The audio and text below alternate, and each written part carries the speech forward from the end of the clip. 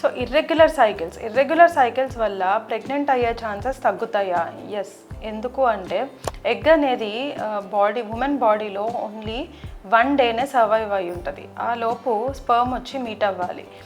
So అది ఆ 1 day ఎప్పుడు అనేది మనకి కరెక్ట్గా ఐడియా ఉండాలి. రెగ్యులర్గా పీరియడ్స్ వచ్చే వాళ్ళకి అది ఎప్పుడు అనేది ఒక ఐడియా వస్తుంది. జనరల్గా 28 డేస్ కానీ 30 డేస్ కానీ సైకిల్ ఉంటుంది ఆడవాళ్ళలో. అది కానీ తక్కువైనా ఆర్ ప్రొలాంగ్ అయినా కరెక్ట్గా ఏ టైంలో మనకి ఓవ్యులేట్ అవుతుంది అనేది మనకి ఐడియా ఉండదు. సెకండ్ రీజన్, ఇర్రెగ్యులర్ పీరియడ్స్ ఉన్న వాళ్ళకి ఎగ్ క్వాలిటీ అనేది చాలా పువర్గా ఉండే ఛాన్స్ ఉంటుంది. బికాస్ LH, FSH అనే హార్మోన్స్ డిస్టర్బ్ అయ్యి ఉండడం వల్ల.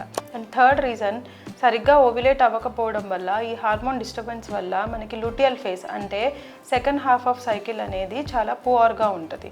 సో దానివల్ల పిండం అతుక్కోవడం కూడా డిస్టర్బ్ అవుతుంది. అండ్ దీంతోపాటు ఇంకేదన్నా థైరాయిడ్, PCOS కానీ, లేదంటే ప్రొలాక్టిన్ ఎక్కువ ఉండడం, లేదంటే లైఫ్ స్టైల్ డిస్టర్బెన్సెస్ ఉండడం, ఇవన్నీ కూడా మనకి ఫర్టిలిటీని డిస్టర్బ్ చేస్తుంది.